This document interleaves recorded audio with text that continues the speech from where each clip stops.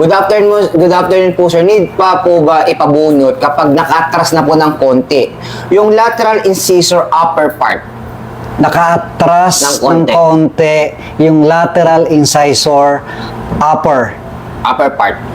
Okay. Ang tanong, yung bite kasi ang pinag-uusapan natin eh. Yung kagat. Kasi dapat yung kagat mo is yung taas naka-overlap sa baba. Hindi yung baba naka-overlap sa taas. So, again, makikita na. Hirap yun, ha? Yung nakaganon, no? Yan.